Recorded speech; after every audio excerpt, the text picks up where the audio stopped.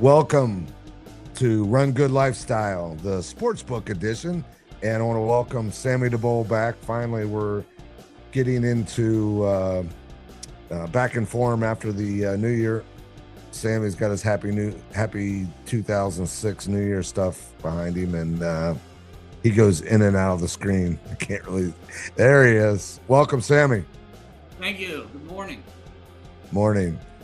So let's dive right into it. The games, for the most part, I didn't think were great, with the exception of the Ole Miss Georgia game, which was obviously, in my opinion, the best game of the best game of the of all the college football playoff games, and going to talk a little bit about why I think that is the reason that they weren't.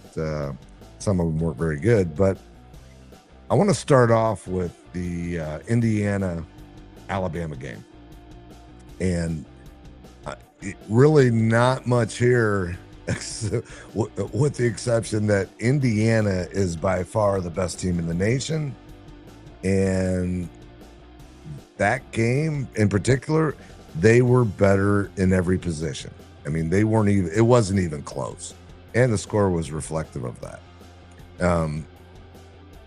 Again, I think they're the best team in college football. I think Cignetti has proven to be, if not the best coach in college football, he's in the top 5 best coaches. And what amazed me most about seeing them play in this game, they didn't make any mistakes. They were focused. They didn't. In every aspect of the game, there was not one position, not one situation that I felt, of course they made some bad plays, but their focus was, I don't know what Cignetti does, but whatever he does, people are going to try to figure it out, because that was amazing. They were the one team out of all the teams that were in the bye week that looked completely focused and in tune. And they were the only team that won, if I'm not mistaken. So, and in the last 2 years. So we'll get into that a little bit better. But, a little bit of, before I let Sammy go crazy here, I want to talk about some of the stats that I looked up. So they ran the ball 50 times. They passed the ball 16 times. They have the Heisman Trophy winner, and they passed the ball 16 times. Mendoza, of those 16, was 14 of 16. You talk about being on point. That's pretty amazing. They ran for 215 yards. I think that's correct. And after such a layoff, what made them, in my opinion, what made them so dominant in this game was they didn't have to throw the ball. They controlled the line of scrimmage. And we're going to get into that about some of the other games where, the teams that were, Sammy, you're fading in and out, by the way. I don't know if you noticed that, but you look like the Ghostbusters. So anyway, I don't know if people notice just how dominant they were in that game, not just by the score. I'm talking about just in every facet. So I'm gonna let you go with that, and then I have little things about Alabama that I want to get to, but I want you to go ahead and give your piece. So let's start off with the comments that I agree with you on. About 85% of what you said. Okay, well, that's highly unusual. Yeah, so this podcast would suck if I agreed with you on everything, so I have to pick apart that 15%. I agree. And I'm here for it. Indiana dominated. You're absolutely right. Everything that you said was pretty on par, except when you say that Indiana by far is the best college football team out there, that may or may not be true. Indiana barely beat Ohio State on a neutral field. Ohio State got crushed by Miami. And again, I know that it's not fair to do that, but if I'm going to make an argument, I would say with the way that Miami dominated Ohio State, and I'm sure we'll get to that down the road, I would put Miami up there with the one game sample size. Yeah. And I think that mean, Miami they've laid some eggs. And, I don't think that. Go ahead. This is your floor. Sorry. Miami and Indiana, I think, would be a great game if they played today.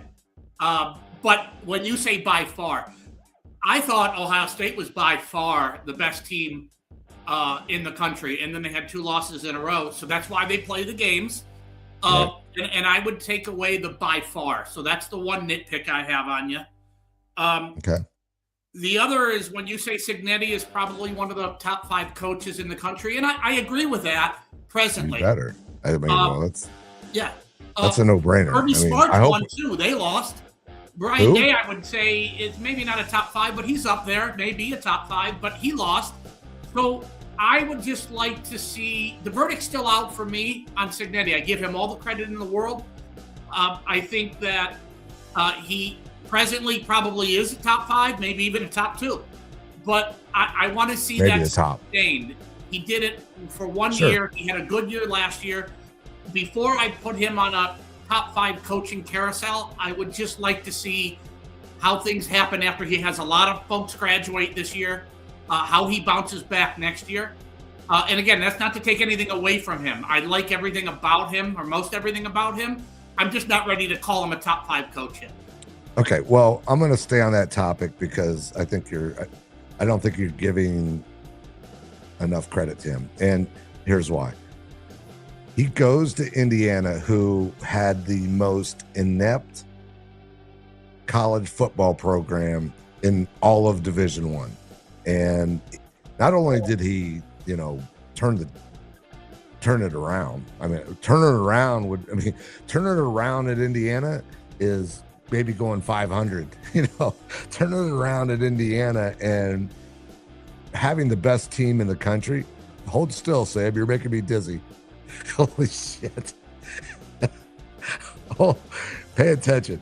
Turning it around and having the best team in the country and really dominating an Alabama storied program is one of the biggest, if not the biggest, turnaround in college football history. So, geez, you need to get yourself together, bro. You're making me dizzy. Holy shit! Quit dancing? Oh my god! And so anyway, try to stay on point without. Anytime I can distract you is a good time. I mean, not only are you distracting, it's annoying. So anyway, with that being said, I don't know how you don't give him the credit of being. I do. For this 1 year and last year, I give him a lot of credit. My point is, I'll even give him the number 1 coach in the nation this year. Give him the MVP. Of course, that's not even a question. Yeah, I just want to see sustainability. I'm not saying he's not a good coach. Hey, all he does is win. Google him. I mean, and somebody that talks smack and can back it up, I can appreciate that as well. Yeah, 100%. I don't even like the guy. Let me make 2 other comments about this particular game or this particular team. Okay. All right, go ahead. Well, we're off Cignetti. I am right. You are wrong. Go ahead. You're not listening then, because I'm giving him credit. I just 1 want year. to see. You said he's only 1 year. I agree with maybe sustainability, but he's done everywhere he's gone. He's won. Go ahead. I agree. I love it that they gave the MVP to an offensive lineman. Thought it was great. Yeah, I thought so too, and they deserved it, in my opinion. Completely agree. But they could have done both lines because both lines were dominant. Yeah, agreed. So that part of it, if you're going to do that, I would have liked to see a player from each side come in. We have a legend in the house that just joined us. Can I make one last comment? Yeah, and then hurry up, because I gotta let the legend in. Go ahead. All right. I think that Kurt Cignetti and Mendoza have a lot of similarities in terms of their quirkiness, especially on camera. Right. That's all. I just think they're a little goofy, not in a bad way, but just a little goofy. Maybe not used to the camera, but I think their mannerisms, their facial expressions when the camera's on them are just very, very unlike strange. Lane Kiffin, who just dominates the camera. Is that what you're saying? With that, I'm going to welcome the legendary Grant Lewis, an Ole Miss grad and an all-around homer for Ole Miss. Welcome. Thank you, Alan. Thank you. Welcome. Thank you. This is Sammy DeBoll. He, what's good about Sammy is he always takes it, well, not always, usually takes the opposite side of me, and he is usually wrong. So it works out great for me. Well, Alan, I think I did see in a prior episode that Sammy DeBull is high on Miami. Yeah, he was high on Miami. He was originally the guy that said early on Miami was one of the best it was the best team in the nation early on, and then they had a couple losses, and I busted his balls about it, and now it came back to haunt me. So I've been on the spectrum all over the place with Miami this year. Well, you are on the spectrum a little bit, so that works out well. Well, I can't speak to Sammy DeBull's got a lot of football knowledge. He gets down to the X's and O's and the nitty gritty. I'm more of a broad view, Sammy. and that's why you're such an expert, because you can handle a wide spectrum of speculation. I call it. Yeah, it's hard to commit to anything. Fan, have to ask if you're anywhere close to like a level-headed Ole Miss fan. Did you expect what you saw out of them? No, I've been on a long journey as an Ole Miss fan. And so these last 6-8 years, we've seen the whole cycle. But no, we thought last year was their playoff chance. They spent the NIL all on the roster, got all the big defensive players. And this year was going to be a rebuild year. We had a brand new quarterback and an unheralded second string running back from Missouri, their backup, Kejuan Lacey. So no, Sammy, I did not expect. No Ole Miss fan could say they expected this. Right. I was happy for you guys. Yeah, me too. Especially with the Lane Kiffin debacle. I mean, that's pretty cool. We're gonna get into that a little bit, but let's move because they come up after the Ohio State Miami discussion. Do we want to? Since we have the Ole Miss guy, let's just bring it in. Let's just bring up the Georgia Ole Miss game, because obviously that was the most. I was going to save that to last because it was by far the most entertaining game of the weekend, not weekend. It feels like a weekend of the first round of game or second round of games. So the final score was 39-34, and it's well documented about how Lane Kiffin just leaves, and the coaching staff, you got to give the guys that are there, Golding and what's the head Joe coach? Judge, Charlie Weiss, all those guys. Yeah. You got to give them credit. But from a player perspective, there cannot be much trust. I mean, there has to be like so much distrust in those guys. Like, you kidding me? You guys, we're not good enough? Okay, let's show you. And that brings up a very good point about leadership and having a quarterback that is a leader. And Trinidad Chambliss, I mean, I don't know much. I don't follow Ole Miss, but I could just tell, Sammy can relate this because we read people for a living, or not living, in poker. And I could just see that team responding to that quarterback like I've not seen any other quarterback in a long time. Just take that team and they believe in him, and he's a true leader. I want to get your perspective on him. He is a true leader. He's a 2-time national champion at Ferris State. Yeah. And this summer, I think the story is that Charlie Weiss Jr. was scrolling through Twitter and actually found the highlights of Trinidad, and then they got him to, in the portal. And he was going to be a backup, possibly a third down specialist for a run or something like that. And then all of a sudden, our main quarterback goes out, and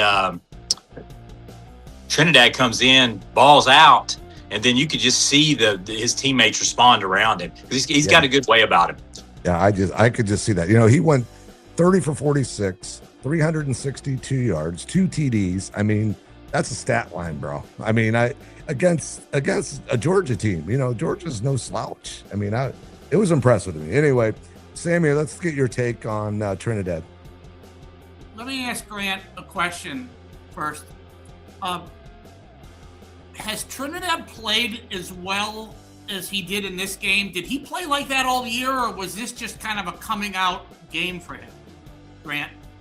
Overall, he played really well in a lot of games. In the first Georgia game, in the fourth quarter, he kind of it was a pretty big moment, and he missed some passes that he normally makes, but he's been playing well all season.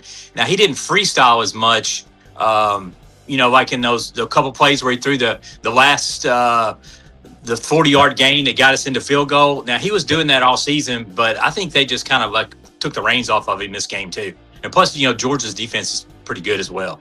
Yeah, I mean, I was thoroughly impressed. I mean, there was one time, I don't know exactly where they had the ball. Let's call it the 30-yard line of their own 30.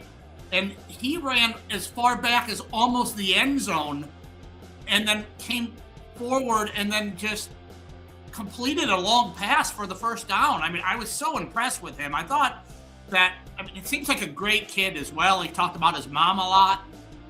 Just a great kid overall, and just a spectacular effort and result of what he put out in that game. I agree totally, Sammy. And he's, when he came in that first game and he was pretty composed, and, he's won a lot of football games. I mean, he's won a lot. The story is that, like, the first game he played, there were 65,000 people there, and that's as most people as he played in total at Fair State in the 4 years. And he has just won a lot of football games. You can see, like, did you see the shuffle pass he had out to the running back? I mean, that's just football right there. You don't teach that. Yeah, you can't teach that. Right.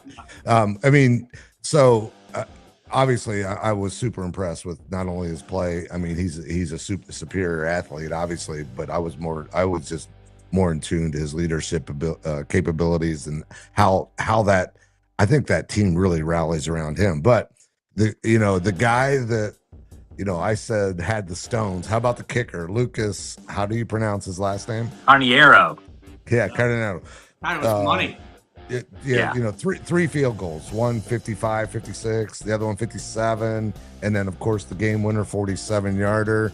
I mean, man, come on, boy, that guy got some stones. Oh, for sure. He's a transfer from Western Kentucky here in Bowling Green. Yeah, and I heard that. Yep. Yeah, and I think he's going to be the top kicker in the portal, and I'm hoping we can keep him.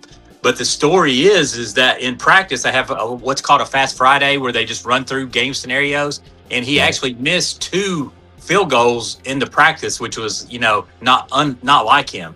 And so they were telling that story after the game that he was really, he's been really good all season. So we had a comment with the Stones. So thanks for the comment. Al, a comment. Can you hear me? Yeah, I can hear you just fine. We haven't muted you yet, Sammy. You're close. So if anybody has watched Georgia specifically this year, how do you not watch Georgia? They're always on TV. Yeah, that's true. Right, go ahead. But they always seem to be down. They always seem to play poor, except for the last few games up until the Ole Miss game. But they always seem to do something to win the game in the end. Against Tennessee, it was a missed field goal by Tennessee. It's not necessarily what Georgia did, but Georgia has just been a winner all year long. They find ways to win. I mean, Kirby Smart's a hell of a coach, and they have great talent. He is. No secret sauce. When Ole Miss had that mess up right before the end of the half, I thought that was going to be the crumbling point of just the downward spiral. And I thought that Georgia was going to come into the second half and have all the momentum, and that was going to be a blowout from that point on. And then I thought that the coaches, obviously not really having a lot of game time situations, I didn't think that they were going to adjust very well. I thought that was just the mistake that they made about the clock management there.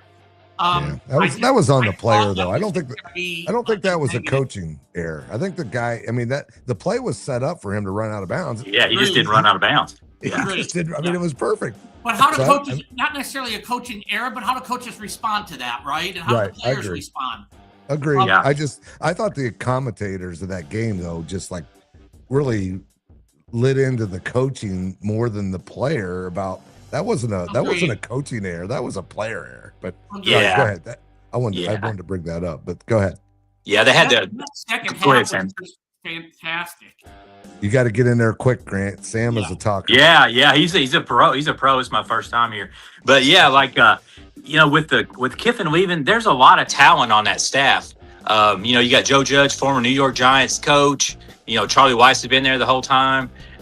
There's a lot of experience. Golding, while it's not as heralded as many other Saban, off the Saban tree, he's got a lot of game experience. And I was disappointed with the announcers, which is usually the case when you're watching an Ole Miss game. But they put that on but they had the footage of Joe Judge throwing his headset down and all that. So it would just kind of led into that. But I'm with you, Sammy. I thought it was over at that point. But when Ole Miss came out in the third quarter and stopped Georgia's run, I was like, wow, we might have something going here. All right. Yeah, I think everybody, I mean, just expected after that to have Georgia just come out, hair on fire, a lot of talent, good coaching, and just roll. And it wasn't the case, man. And again, I go back, and I don't remember the specific play, but the transfer from Penn State, that Trey Wallace, yeah. Is that his name? He had 9 receptions, 156 yards. He had that big catch I think you talked about earlier. He had a TD, and those two guys, those two guys were key into just not giving. They just didn't quit. And there was a pass play, and it wasn't a huge one. It was a third down. I can't remember the exact scenario. And the players seemed a little rattled, and Chambliss just brought them together. You could just see like everybody was focused on him, and that was the point where I'm like, wow, this kid's special in the leadership department. So yeah, I totally agree, Alan. Yeah. So moving forward, I'd be interested to get your take on the next game. We're getting ahead of ourselves, so I was going to wait, but what do you see there? I haven't watched much Miami. I did see the Louisville game, where Louisville beat them, because I think Miami lost a couple games in a 2-week period. But their defensive line, I think, is going to have to be something to be reckoned with when we play Miami. Yeah, I mean, I think that defensive line was better. I mean, that was one of the best games that I've seen him play. It looks like we lost Sammy DeBull. I hope I didn't offend him too much. We always have some technical difficulties on this show, or this live stream, so that's not unusual for us. So anyway, so I think they're 3.5-point underdogs, and they're playing in Georgia. How far of a drive is that? Well, they're playing in Arizona. Oh, they're playing Arizona? Yeah, they play in the Fiesta Bowl. So both Miami and Ole Miss play Fiesta Bowl, yeah. Oh, I wish it was the Peach. I wish it was the Peach to be a little closer. Well, I think it would be close for both. That's why I was going to get your take. Shit. Okay, well, I got that incorrect. So they're in Arizona. How do you think Ole Miss will travel? I think they'll travel okay.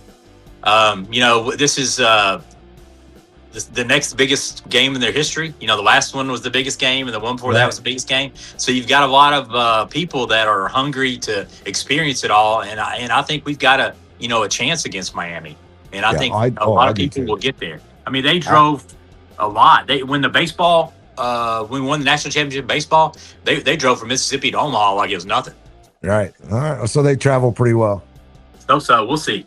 Yeah. Well, I mean, honestly, with Lane Kiffin there, Ole Miss was for me a hard team to root for, and after that game, I mean, I've become obviously a Trinidad Chambliss fan, and I think they've become the team that's easily able to root for now. Oh yeah, I mean, for sure. I mean, I just think that a good group of talented kids, and I don't think that I didn't realize how talented they were. I thought, okay, they have a few good players. That's what I thought after watching that game. I mean, man, they've got some playmakers. Talent. Yeah, yeah. And I Kiffin, we got the good and the bad with Kiffin. He won a lot of games, 50 games in 5 years. And he did put up, he's obviously a good talent evaluator through the portal. And, he picked off some good players, and I'm hoping we can keep that up without him. Yeah, I mean, that portal's huge for these teams now. I mean, it's just, it evens the playing field with, if you got some boosters that are able to bring in some NIL. But, there's, speaking of the portal, there's been some misses, some big misses. Ohio State missed on some players this year, which I think hurt. Well, we'll talk about that later. But, Sammy, I didn't mean to cut you off. Do you have anything to add? I had some technical difficulties there. So I told Grant that's normal for us. True. Usually you, not me. Two things. Agreed. Two things on this game.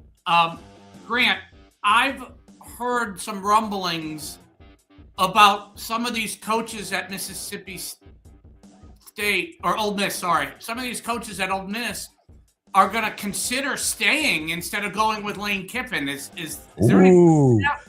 You heard it here first. Oh no, my God. Yeah. I'm seeing like the ESPN ticker come through. Grant, what's your not what your hope is, but what are you hearing? Is there any truth to that? Well, I think that Kiffin's a pretty good marketer and gets his word out, and I think that he puts stuff out as far as which coaches he wants and which ones that are staying. But we've already had 2 or 3 stay, but I think that, of course, Charlie Weiss is going back to LSU, and then some of the assistant position coaches will go back to LSU. But I think we're going to keep a few, and we've already hired a few. We've hired the Frank Wilson, the interim coach at LSU. He's back on, and a lot of these coaches that are new coaches for Ole Miss, including their new offensive coordinator, are sitting in the player rooms, I'm hearing, this week, with the coaches that are going to leave, just to kind of put a check on things. Hey, that can't hurt things, can it? Having some more eyes and brains in that. I think that's awesome. Outside of the obvious and Lane Kiffin leaving, who is the next most impactful coach that's leaving that may hurt you all long term? Is it Charlie Weiss Jr.? It's got to be. I mean, because he's called the offense.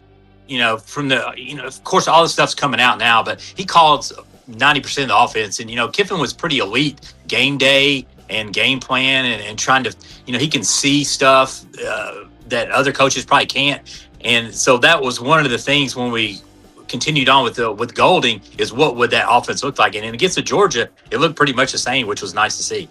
Yeah, it was. It looked better, honestly. I just think, again, that Trinidad, to use your words, Grant, freestyled a lot, and that was good for him. That was good for the team. I think you got to let some of that athleticism shine through, and it did. I agree, and I don't think Kiffin would have taken those 2 field goals either. That was the point that I forgot. I'm glad you brought that up. Yeah. I mean, Kiffin was more aggressive in that manner. So that's that, and they're not chip shots. I mean, they're 50+ yarders. I mean, I was even like, man, I think I'd go for it here, But it turned out. Didn't he go? And I could be mixing games up, but didn't he go for it a couple of times and not get it as well, though? I think that's the Oregon game, wasn't it? That was the Oregon game. You're right. I don't remember those guys going for it. You're right, Al. Hate to say that. Hey, something else that I hate to say, and maybe we'll transition out of this after this comment. 2 comments. Who would have ever thought that side of the bracket would have Miami and Ole Miss? Not me. For me, I didn't expect it. I would have thought that would be the last thing. So I'm going to answer my own question here. And as much as I hate to do this, I have to give Alan some credit. On the last podcast, he had mentioned that how Ole Miss was fired up against Tulane, and he really liked what he had to see about in them. And I said yes, but it was against Tulane. I don't think they're going to be able to carry that over to the Georgia game. And Allen, in fact, picked Ole Miss straight up.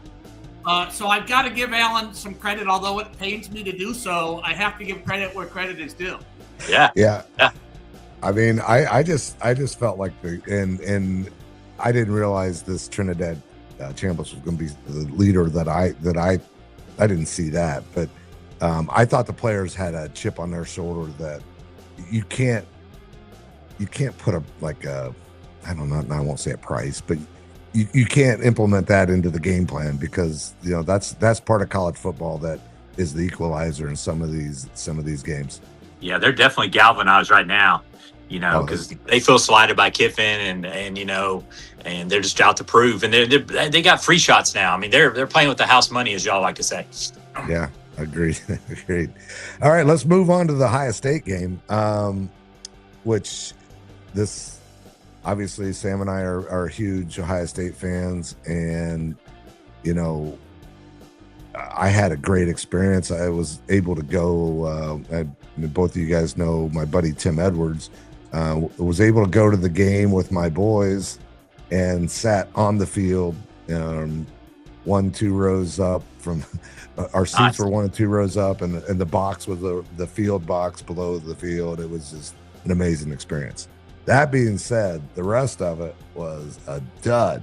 I mean, and we're going to get into some of this later about the number 1 seeds, or the bye teams. But that first half, Ohio State was flat, to say. I mean, not only just offensively, but the missed tackles, the missed assignments on offense. And the second half, I think we played better, but still missed a lot of stuff. But that being said, Ohio State was exposed. They were exposed by Indiana. The weakest part of our team is our offensive, or was, we're not, that's not, this team has passed, was the offensive line, particularly, as Sam said, giving him credit, the right side of our offensive line. And they just absolutely took it to us. But that being said, not only their defensive line was better, their offensive line was better, which totally shocked me. Their offensive line just totally controlled our defensive line. You didn't see Orville Reese or Curry. You didn't hardly hear their names making huge plays, and that's something that I did not see. And I don't know if that was, I'm not an X's and O's guy when it comes to football, so it's hard for me to say it was coaching or not coaching. All I'm saying is that those games, all these big games are normally won in the trenches, and Miami was the better on both sides of the ball. Go ahead. Any comments? I know Sam has a bunch of comments, but go ahead. Yeah, let him go. I did not see a lot of that game, just the highlights, but I don't know. Miami just looked like they just a little bit wanted it more. Can you say, is that fair to say? Yeah, it is fair to say, but I just don't think we were, I don't know about wanted it more. They definitely played with a purpose that we did not have, and I think we were flat to begin with. But we were on our heels all day. I mean, from an offensive standpoint. Do you think those guys? Do you see a trend with all the teams that got a bye? They all came out kind of. Well, we're gonna talk about that later. That's a whole topic. Why? How I think. What I think and what others are saying about moving forward, how this college football playoffs, if you want it to be truly a college football playoff system, how it should go moving forward. But we'll get into that. Go ahead, Sam. You tell me what your take is on the game, because I know you have a lot of them. Yeah. All credit to Miami. Give them a lot of credit. They beat us. They flat out beat us in most phases of the game. Unlike Ellen, you and I had a disagreement about Indiana. I thought we played Indiana pretty equal, and you said Indiana outplayed us. I disagree, but that's the past. Well, hold on. If you're going to say, I said we were exposed. I didn't say they outplayed. I think they're the better team. The numbers didn't show that they dominated, but they exposed our offensive line. That's all I'm saying. Yeah.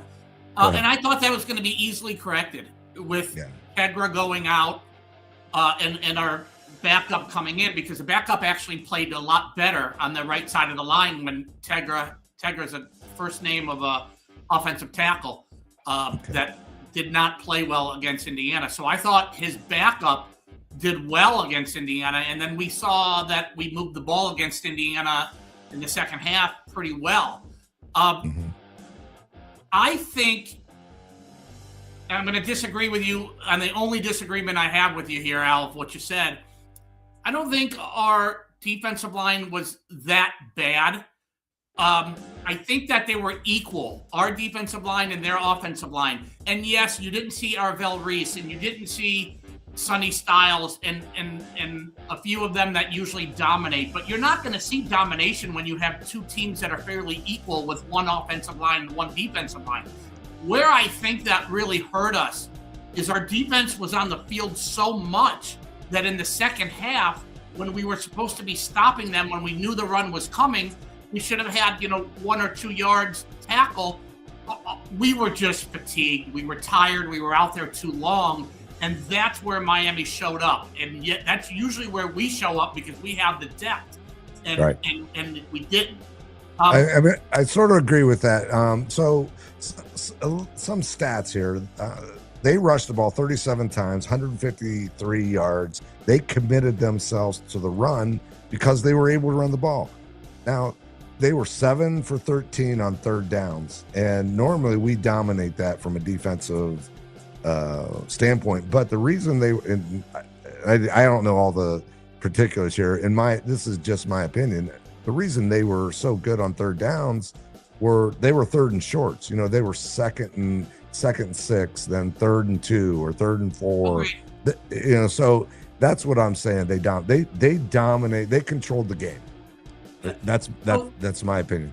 I thought Carson Beck was going to be a detriment. Whereas they didn't make it. They didn't make him make plays very well. He did what he needed to do. Okay, there's the statement that some of his runs, right? I mean, he's a big guy. He never really ran in the past. Some of his runs to keep those third downs going and get a new fresh set of downs. I give him a lot of credit for managing that game well. Man, he managed the game. We didn't make him beat us. So and unfortunately, I thought they actually were trying to stop the run, but I think your point is valid that at the end of the second half, they were just on the field too much, and our defense isn't used to that. So let's talk about our offense, because I don't think our defense was horrible by any means. Not horrible. I just think their offensive line did what they did. They controlled us. They did what they wanted to do. We didn't take them out of their game plan whatsoever. They did whatever. We had a 3 and out. We had a 3 and out when they first got the ball. I mean, that's the greatest start you can possibly ask for, and then we just lay an egg on offense. And I'm going to continue to blame the offense, because the offense, as poor as they were, they put our defense on the field way, way too much. I agree. I'm agreeing. I'm just saying we weren't better on defense than their offensive line. That's all I'm saying. In the end, we were not. And during the game, I would call it a 50-50. Oh, you're a homer. This is the highest state here's bias. The problem on the offensive side, especially in the first half. Some people want to blame play calling, and maybe true. No. Our execution was just horrible. I mean, we could not stop their one offensive or defensive lineman, and then the other one was good and showed up in the second half. But in the first half, we just got crushed. Our execution was bad. Now, can you say, hey, maybe roll Sayin out a little bit, maybe get him on the move? Maybe we did not make any adjustments to your point. I agree. I hate to agree with you, but you are correct. We made no adjustments. They didn't change the pocket at all. Yeah. I agree. And that pick six just absolutely killed us. I have a whole breakdown of that. I can hear a lot of pain. I hear a lot of pain. Yeah, it was just a horrible throw, a horrible execution in general. But listen, let's move ahead to the second half. I thought Ryan Day did a very good job of making adjustments on the offensive side. Where I was really disappointed is I could be off on the timing here, but our first drive where we scored the touchdown, we took like 8 to 9 minutes off the clock. Right. We had zero sense of urgency on the offensive side to where, like, hey, we need to be calling these plays a little quicker. We need to be going a little more tempo. It was just like we weren't losing the game. It was like, all right, let's take all 35 seconds of the play clock down. Let's run the ball quite often, which was fine, but zero sense of urgency to say, hey, we're only going to get another 2 or 3 possessions. Like, what the heck is Day thinking there about not trying to speed things up? I need you to take a breath. All right. I'm fired up. I know. You can't tell. It hurts, Sammy. Sometimes it hurts. Well, I'm in agreement. Pretty much everything there you said. I mean, the sense of urgency was not there. The problem, what up tempo, and I know the part of the reason we didn't, in my opinion, that we didn't do the up tempo is because our defense was, like to your point earlier, our defense had been on the field a lot. They didn't. I'm assuming they didn't want to put their defense in anymore. They want to give them some rest. I will give a little leniency to why we didn't up tempo there on that. But to your point, we don't, just because we're in a huddle. And honestly, I think that if we would have done up tempo, they weren't able to get their sets and get their big guys in the positions, have their calls, everybody on the defensive line being in sync and on point. So I think that would have negated some of the pressure. But that being said, all the stuff we've talked about, it still came down to we had the ball with 6 minutes left to go win the game. All that said, I mean, which was amazing to me after I look back on it. So it really came down to that pick six, and I want to talk about it a little bit because I looked at it, I reviewed it. Talk about it hurts. I reviewed it like I broke it down like the best I could, not being a non-football player, but we lost Sammy because this was my shining moment. I'm here. I'm listening. Okay, good. If you look at that play, it should have been a successful play if two things happened. One, Smith missed his block. All the stuff being said about, his talent, which he's amazing, no question. He missed the block. Number one, the read is the guy that they're in a bunch formation, right? And this is something that I see from Ohio State a lot. When they're in a bunched form, whatever you call that, not form, but in their formation, and then the tight end goes in motion towards that bunch, that's usually a screen. And it was, having 1,000 days to prepare, Miami did, they probably saw that on film like, hey, this is a screen. And that, kudos to the Miami defense. They read that defense. Now, the only read Sand has, and Sand was rattled. I don't care what anybody says. Sand was rattled. He wasn't as accurate. He had the happy feet. He made some great plays in the second half, and I don't want to take that away from him. But that first half, he was rattled. His head was spinning, and he just couldn't get rid of that ball quick enough. He didn't make any reads. He should have. The only read he has is that defender coming up and being able to get in between him and the receiver, the football and the receiver. And so, one, Smith misses a block. Two, Sand doesn't make the correct read, even though he doesn't see, or if he would have seen that, he could have still completed that pass with a little air underneath the ball. And that play is a first down at least, and maybe a touchdown. If he gets air underneath that ball instead of throwing a dime like a line drive, we have a touchdown, or we have a first down for sure, and that changes the whole complexion of the game. So breaking that play down. Did you say if he makes that block? Because Correct. How do we get the touchdown if he doesn't make that block that he missed? Well, that's what I'm saying. He gets. I'm asking for clarification. So if he, If that guy misses that ball, he's out of the play. That's how. I mean, Smith doesn't need to block. Does that make sense? Okay, that's all I asked for was clarification. Yeah, if he just gets a little air under the, one of the two things happen. Smith makes the block, Sand makes the read. Either one of those things happen, it's a first down at least, and maybe a touchdown. So, I mean, I didn't break the play down like you did, Al, but I can just say this as a rule of thumb over the last 2 seasons. That stupid wide receiver bubble screen has not worked for us in 2 freaking seasons. You tell me a time where we've taken it to the house or got 20 yards. Taking it to the house, I don't think that play is designed to be a big play, but it's designed taking it to. So every play, if it doesn't take it to the house, it's not a good play. Failed a lot more than it has succeeded in the last 2 years we've ran it. We need to take it off of our playbook. I'm gonna get the crack staff on that and see how many times it's been successful. I take the over on success. This is your podcast. I'm gonna have you do all the research and you get back with me. I already did. They already told me it's been successful more than it's not been successful. No, I don't believe it. Well, you're after your own research. I'm hearing. All right, let's hear. Oh, you didn't see the game, so it's hard for you to make any comments.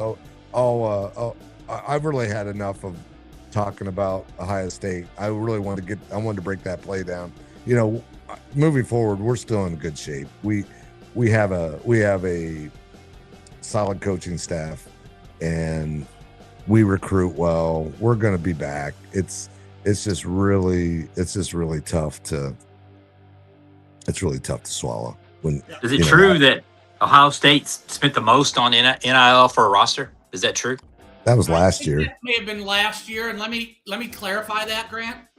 Yeah, I don't think so. Money spent last year was to retain our existing players. It wasn't to go out and get more. I mean, granted, we did. We got Caleb Downs, we got Will Howard, but the majority, I'd say, 70% of that fund.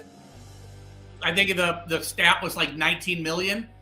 That was to retain our existing players. Wow. Yeah, that's true. Sam New is world. correct. Yeah, I mean, and I want to get into that. So let's get to the last game, the Oregon-Texas Tech game. Hey, Al, let me just say one thing, and I want to ask you this question, being an Ohio State fan as well. I'll take you over one thing. Did you feel a little bit better after Georgia lost, and I don't know if you saw Kirby Smart's post-conference, but I felt it eased the pain for me a little bit. I mean, Kirby is a class act guy. He's a great coach, X's and O's, and he just put it out there and said they played better than us. We got out-coached, we got outplayed, we got out everything. I've always liked Kirby. I think he's not only a good coach, I think he's a good person. If I had a kid that was able to go to college, I would want him to play for Ryan Day. I'd want him to play for Kirby Smart. And the jury's out on Cignetti. He's just a goofball, but he's good. And he's pretty good. Yeah. Sam says he's not a top 5 coach. I did not say that. I said that he's had a great year this year, and he had a very good year last year, considering what he had to deal with. Let's don't regress. I should have never brought that up. We've already talked about. Verdict's still out in terms of I want to see his longevity. 5 years down the road, 3 years down the road, where is he? He's been coaching for 8 years. He's been Google him. All he does is win. That's true. Well, I got to jump off. You got any more Ole Miss questions? And I'll tune in later for the breakdown of the game. I do. All right. I want a prediction of Ole Miss Miami and why you think what you predicted is going to happen. Wow, it's a good one. I think it'll be about like the last game. Not as quite as high scoring. Maybe I'm an Ole Miss fan, so I'm going to say we win. But I think 27, 21, 20, 24, 20, 27, 21. Because that's kind of what I'm feeling. Ole Miss wins. That would cover and be the under. Yeah. So I don't know. 51.5 the over under, and Yeah. 3.5 Miami. That's just my take, but I'm no. That's just kind of what I'm feeling. I think there'll be a lot of the players will be tight. You know. What's your biggest concern, Grant? I think that although Trinidad gives us a chance because of his mobility, but our offensive line, if they can't hold up to that defensive line, but he might pick them apart too. If he gets time, he could pick that secondary apart because the free access throws he has. He's good with those. Right. I would agree with everything you said. That's where Ohio State, what we didn't have is a mobile quarterback. I think that that there could be some game plans to have Trinidad mobile like he was against Georgia, and you guys could be in it. Yeah. That's what I'm hoping. I think that's key. Well, Grant, I appreciate you coming on. That was great insight on the Ole Miss Rebels. And, I appreciate you having me, Alan. I do have one question for you, Ohio State fans. There's rumors that I hear out there. Does Ryan Day dye his beard, or is that a natural color? What can you take a poll on here, or what's your take on that? My take is natural, but I've heard rumors that it may not be. It looks too clean to be natural. I'm with you, Sammy. It's too clean. It's too dark. Even in the different playing conditions, it's always too dark. But anyway, I digress. Thanks for having me on. Good talking to you guys. Yeah, you too. Thanks a lot, Grant. Appreciate you. All right, Sammy DeBold, just back to you and me. So let's talk about the Oregon-Texas Tech game. Obviously, it was totally dominated by Oregon. And, I go back to Dan Lanning after he beat JMU, and he was, I won't say pissed off, but he was not happy with the way his team ended that game. They jumped out to a big lead, and JMU came back and scored a bunch of points and made it, look like they scored a lot of points, but it was really when it wasn't in question. And what I saw from this game was both sides of the ball, the line of scrimmage was controlled by, even though not dominant on Oregon's offensive line of scrimmage, but pretty much they got what they wanted. But their line of scrimmage was controlled by both sides. So, Texas Tech, and you called this like from the beginning, who has Texas Tech really played? And I wish we had our buddy Tim on this to be the I won't call it the voice of reason, but to get Texas Tech side. He's a Texas Tech guy, graduate, and having 4 turnovers from Morton, and I don't know if it was his worst game that he's played, but it has to be one of them with 4 picks or 4 turnovers. Having that game to have your worst game is tough. But I just didn't think when Texas Tech looked across the line of scrimmage, they've seen anything like Oregon. Their speed, their size, and talent. So I'll get your take on it, but give me your thoughts. Exactly what you said. I call it battle tested. I don't think that Texas Tech has been battle tested all year. Oregon has played in some real tough, rough games. Right. Some they won, some they lost, right? Penn State, yes. They won. They hosted Indiana, and Indiana pretty much took it to them, but they weren't out of that game ever, I don't recall. No. It was, I mean, I don't think it was like in question, but I don't think it was like a total blowout. So, yeah. And then the Iowa-Oregon game was a real tough one. And I just think that Oregon has been in those spots before. Not only that, but they have the athleticism, the talent, and the hard-nosed, roughness that right. You like to talk about. So I think Oregon is a very complete team. And I just, again, I was wrong on Georgia. I thought Georgia was going to steamroll Ole Miss, and I was wrong there. But I also thought that Ole Miss or that Oregon was going to just steamroll Texas Tech. Texas Tech. I will say, I mean, I want to add one point. The that front, like 6 or 7 from Texas Tech, Texas Tech was as advertised. I looked up some of the stats, and they held the Oregon running backs for less than 3 yards per carry, which is pretty good. I mean, they have a pretty good. That's surprising to run. hear, because Oregon missed those field goals, a couple of them, and Right. that score could have been a lot worse. Right, I agree. Yeah, the quarterback made plays downfield. I think the defensive backs weren't able to, hold their own against the wide receiver crew of Oregon. But they, Texas Tech had, I think, Turnovers killed them.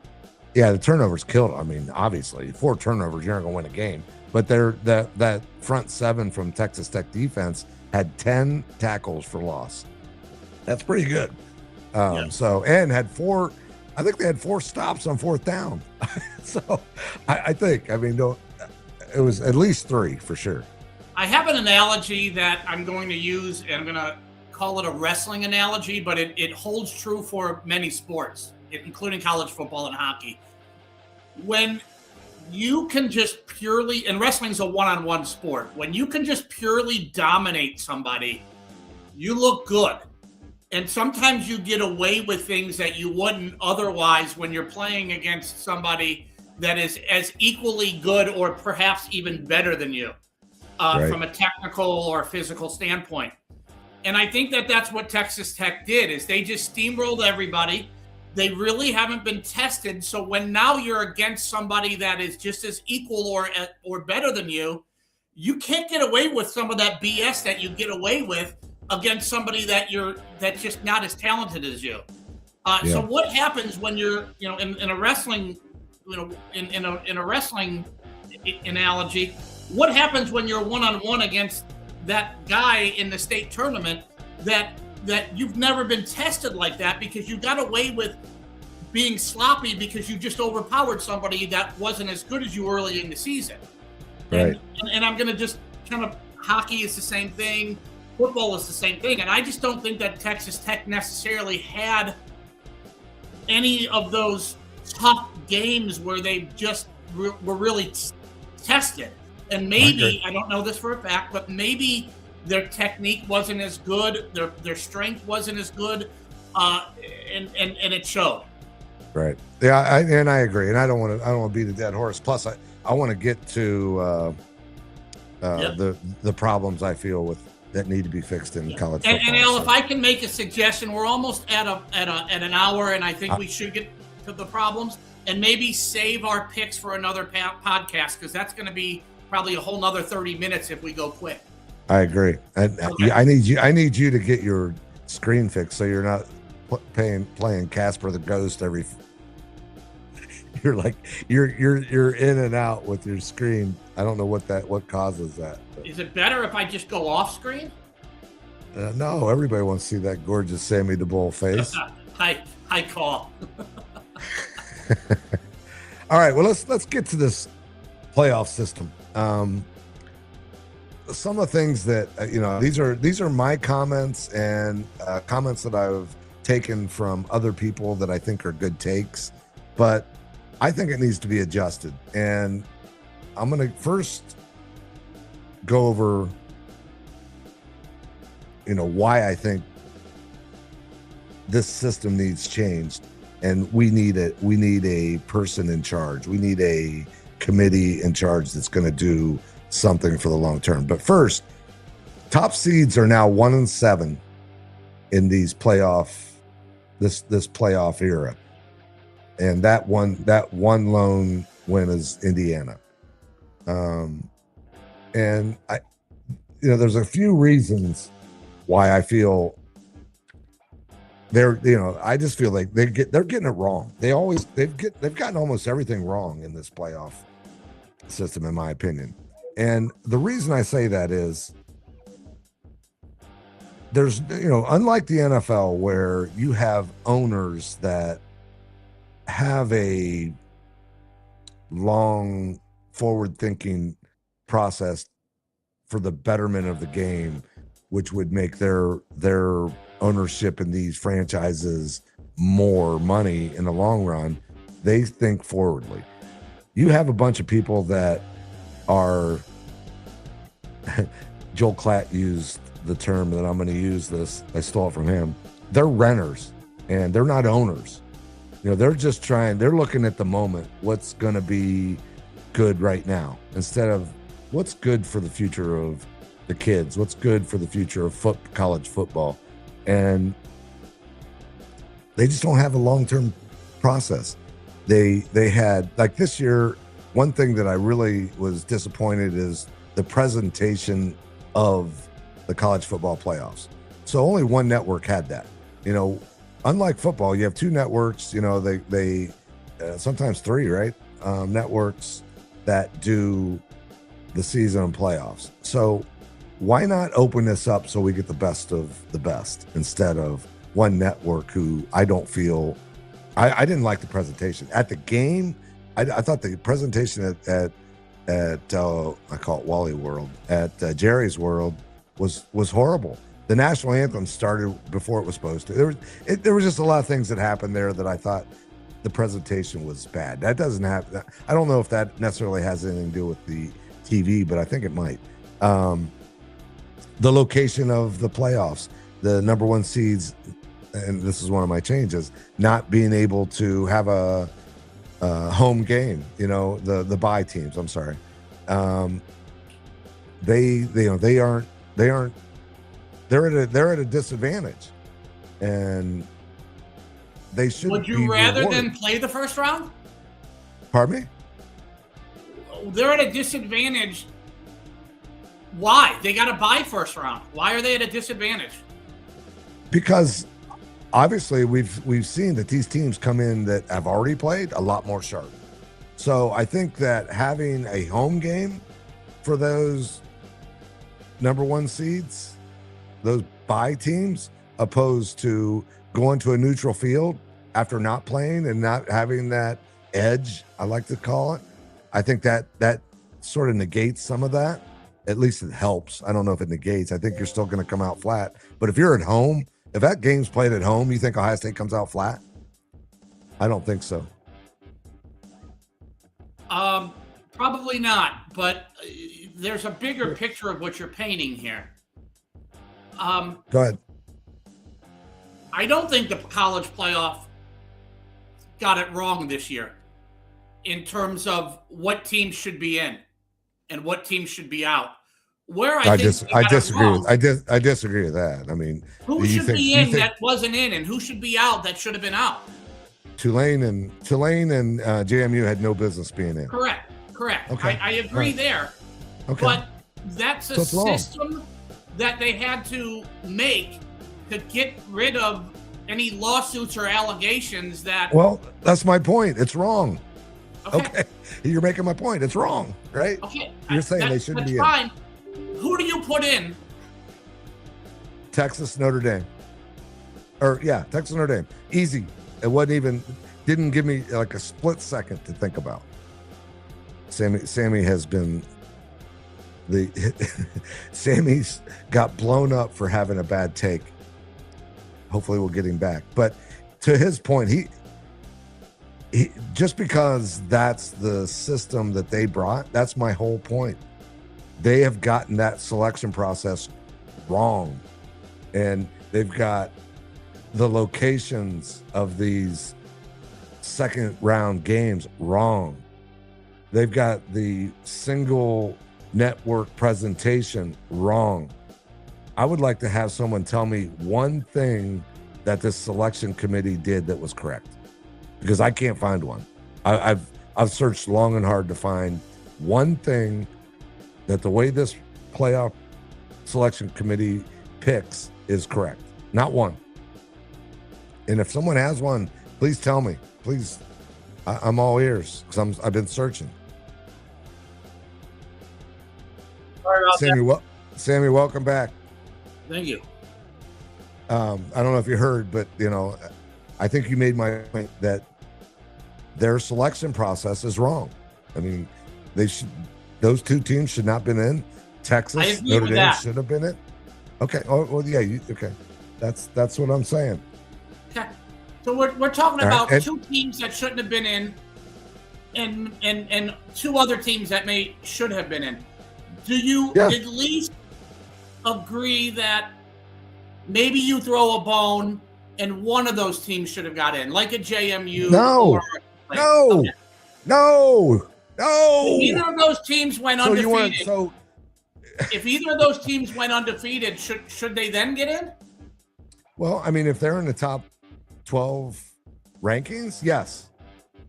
If they're one of the top 12 teams and the rankings show that, yes. How far off were either Tulane or JMU on that? Top 24, maybe 25. Okay, so they were pretty far off. Yeah, it wasn't even close. Okay. Not even close. All right. And my point was, when you left, was the committee didn't get one thing right. I'm sorry. This whole process, the playoff committee has not gotten any part of this correct. They haven't got the way they define the playoff teams. That's not correct. We just talked about that. We don't have a system where it's good for the teams that were deserving of a bye. They don't have that correct. The timing of that, they deserving of a bye. They got a bye. I don't know what more you want. Well, I want them to be able to have home field advantage if they're not going to be able to have the 30-day layoff fixed. No, I'm agreeing. I agree with that. I'm just saying that's home field or not. They decided that they were going to play them on neutral fields. I think it would be much better for all involved if they had a home game. But I don't. Well, that's what I'm saying. That's what I'm saying. It's not right. The committee didn't hurt Ohio State by giving Ohio State a bye, or Georgia, or Texas Tech. You're missing the whole point of this conversation. The whole point of this conversation, whoever the process of this playoff system, there's not one thing they have gotten correct. That's the point. I'm not saying the committee did that in a disservice. Correct.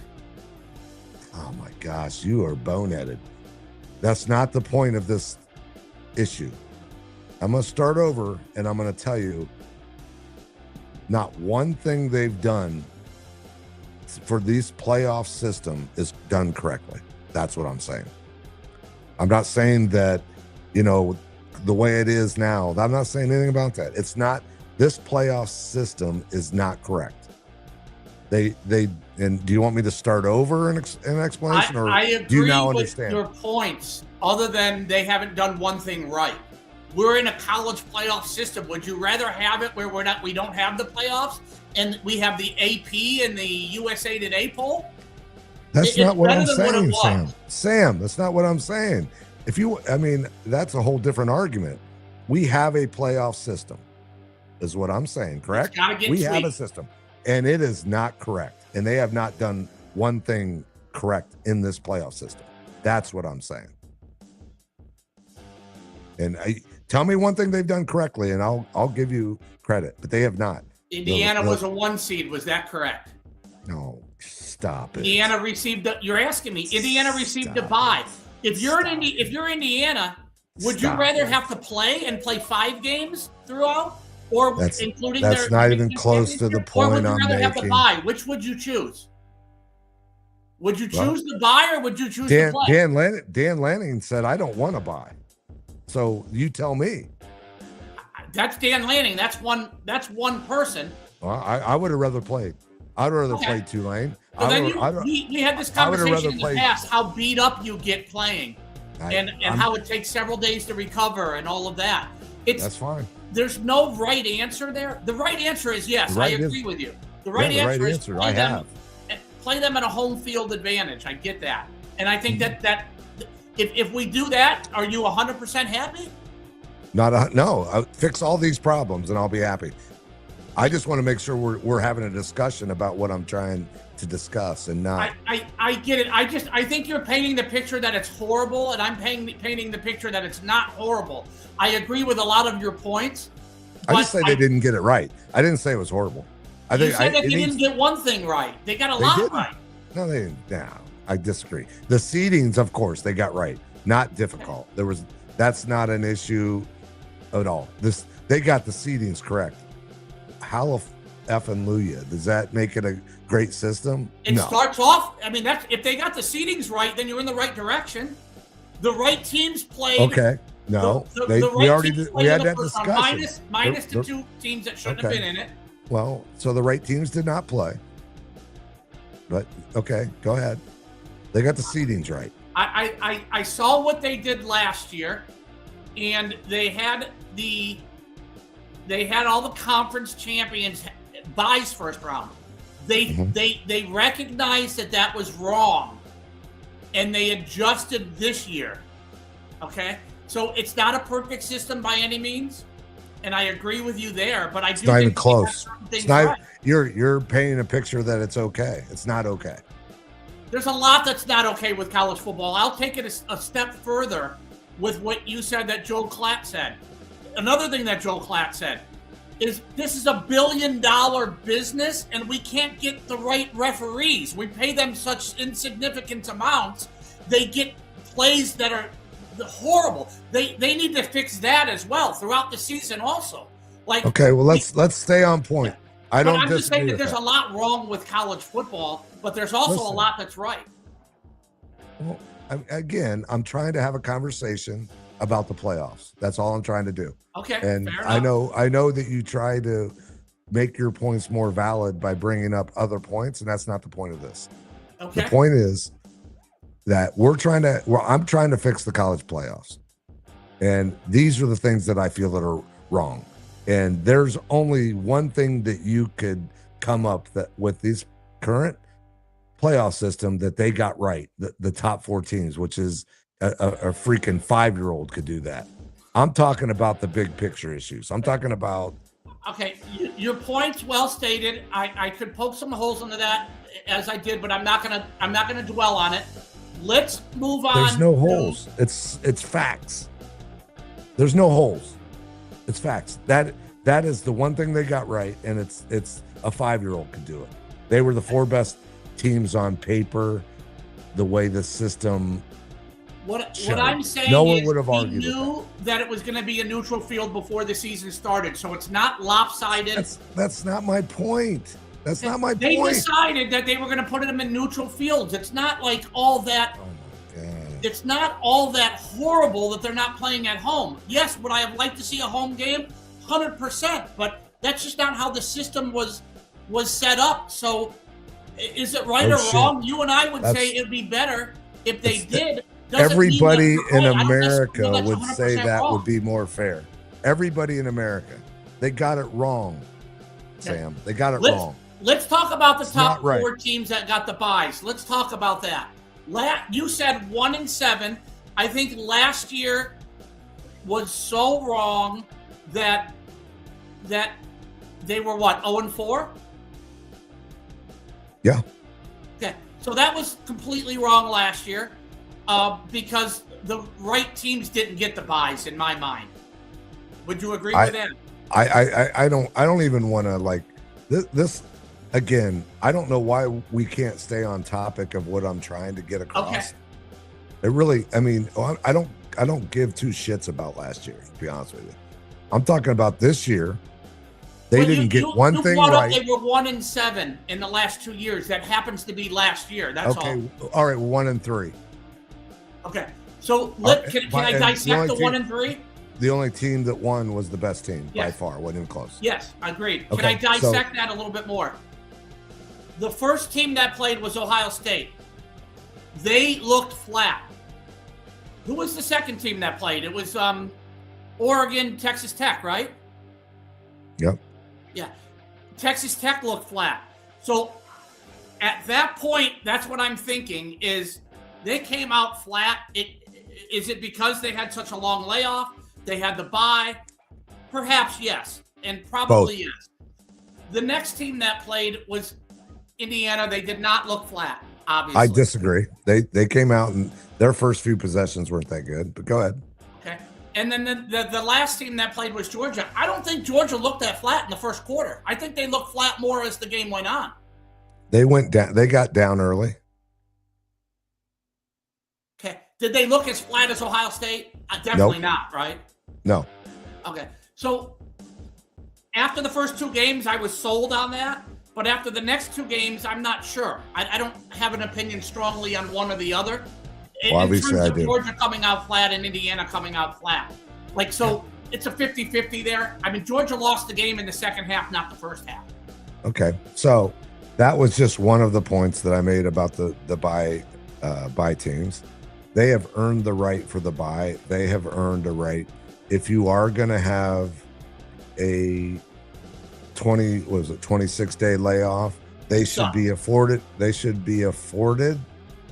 a home game just to offset some of those issues that have occurred by having not only waiting so long, but also having a bye week and not being able to play James Madison or Tulane. I'm in agreement with you. All of that stuff. All right, perfect. So they didn't get it right. That's my point. Okay, yeah. So the other part of this is, do you think they'll change that going forward? I hope so. I think with enough pressure. And realize that Ohio State took advantage of that last year. They were on the benefit of that. I agree. And so did, and Oregon's coach said the same thing. He said, should have Texas Tech had a home game? Absolutely. He's like, am I happy they didn't? Absolutely. Yeah. Well, you said I heard it from Joel Klatt. That's exactly who I heard it from, was Dan Lanning. Oh, okay. Yeah. I mean, and I think that's, anybody that is been in competition and has been involved in these types of situations can understand, can feel it. You do. You get, you can practice all you want, but until that live action happens and someone actually, you can, like Mike Tyson says, you can have a perfect game plan until someone smacks you in the mouth, and then then it's on. So anyway, so we're in agreement. Those things need to be changed, and I hope you're in agreement that even though that we're trying to do playoff, the other part that I think is college football is trying to serve two things here. They're trying to serve the bowls people that they make tons of money off of, and they're trying to implement a playoff system with those two things. And unfortunately, you can't do that. In my opinion, the bowls are not, I won't say unwatchable, but pretty close. People opting out. Michigan, Texas was a great game. Yeah, well, I knew 100%. I almost said you were going to say that, but I didn't. Yeah, but I'm just saying, for the most part, they're unwatchable. Weren't some other bowl in the old system? Weren't a lot of bowls unwatchable then too? There's too many of them. There were, at least. There probably still are. Well, a lot of them were unwatchable too. Yeah, they were. And now add the fact that the best players aren't even playing anymore. No, it makes it even worse. It's just like a glorified scrimmage. I understand the coaches get another practice schedule, and they also get another game to play. It's like a practice game. I mean, great. I didn't watch any. I didn't even watch the Texas. Hey, by the way, Penn State Clemson, I thought was, two teams in the toilet bowl that were both ranked in the top 10, maybe even the top 5 at the beginning of the year. It's glad to see those teams play as well. Didn't watch it. Yeah, I no thought interest. It was a good game. Yeah, good for you. Yeah, hallelujah. I'd rather watch playoffs football and Alan, have it done correctly. In terms of the system, if they changed it to the second round of the playoffs, the better seed, who is the bye team, host the first round at their college stadium, whose pockets do you take the money out of by doing it that way? You're talking about teams that earned the bye week? No. What I'm saying is, let's just say they got their bye and they got a chance in the second round after the bye to host the game. You don't take it out of anybody's pockets. That's part of the that's part of the earnings. Shouldn't that be an easy change? If it's about money, yes. The problem my answer to my own question is, you're taking it out of the Sugar Bowl's pocket. You're taking it out of the Cotton Bowl's pocket. But maybe you make the Final Four the Sugar Bowl, the Cotton Bowl, the Miami Gardens game, Orange Bowl, and that's what it was all supposed to be. Those bowls were all supposed to be that's the way. I mean, if I'm not mistaken, that's what it was. Solution then, right? Like who's gonna retaliate on that? Who's going to be upset with that? Well, because the history of the Cotton Bowls in Dallas, the history of the Orange Bowl. I mean, the Orange Bowl. You can play the Orange Bowl at Ohio State. No. But what I'm saying is, instead of making those games the quarterfinals, maybe you make those games the semifinals. Agreed. Done. Oh, okay. I like that. And then whatever the granddaddy of them all, call it the Rose Bowl, call it whomever, then you make another one the national championship game. I'm in. Let's do it. I don't know how it stands now. I don't even know what they. We played in the Cotton Bowl, and the Orange Bowl was played in the Orange Bowl. And I'm talking about for the semifinals. Like, are those games like? No, Cotton they're Bowl, just Orange Bowl? I don't think they're anything. They're. Yeah. Well, so I don't know. It makes it better for everybody involved. Hold on. Hold your tickets. So they are playing a game in the Fiesta Bowl, right? Arizona. That's where Ole Miss and Miami are playing. Okay, I didn't know that. Okay. I didn't either until Grant told me. And they're playing the Orange Bowl. Again. Right. Yeah. Right. So I don't know. I mean, so the other point I was going to make is why are we waiting 25 days? Let's move it forward. Why are we competing with the football playoffs? Let's move it forward. That's my other point. I would have, Ellen, I'm agreeing with all of that. The only, I'll make this brief.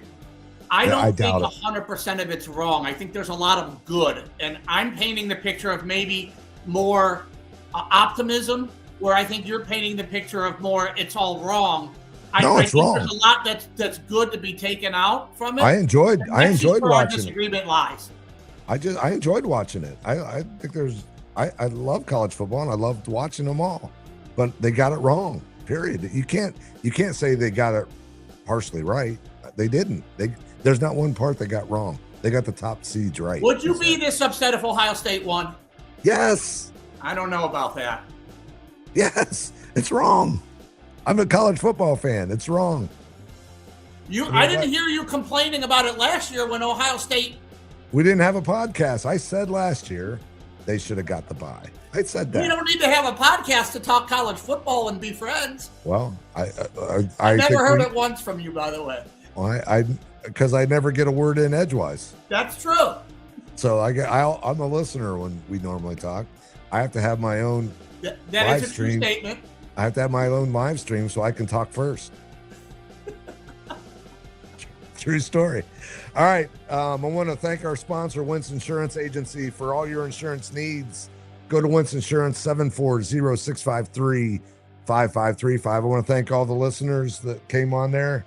And I know we'll have some listeners that listen after the fact. And I hope to hear some of the comments, some of the questions, and anything else you would like to hear on our podcast. I want to thank Sammy the Bull, Grant, for coming in today. Great insight as always, and we will try to do better. And please try to be kind to one another. You never know what other people are going through. Sometimes even just acknowledging their presence can pick their day up. And especially this time of the year. Yeah, this time of the year is always tough for people. Depression's a real thing.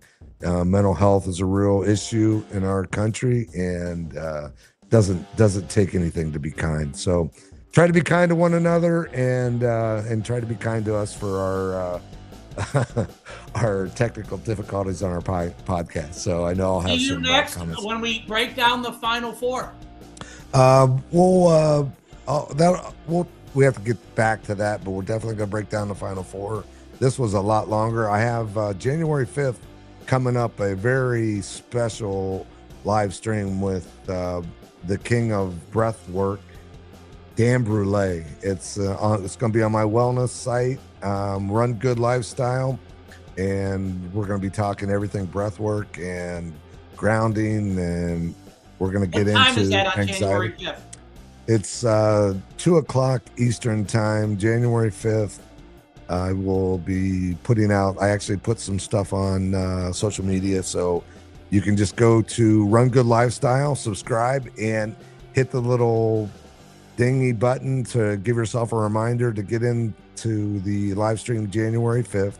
2 p.m. Eastern time. That's Monday, right? I'm not sure if it's Monday. I think it is Monday. Yeah, it's Monday. But it's gonna be great. I'm really super stoked. He's an amazing. He's world renowned. He's worked with Navy SEALs. He's actually worked with Tony Robbins. He's an amazing dude. So very excited about that. Again, thanks everybody, and we will be back in a few days to talk about the matchups. Thanks again. Take care. Thanks, Take care, Sam. everybody. Bye.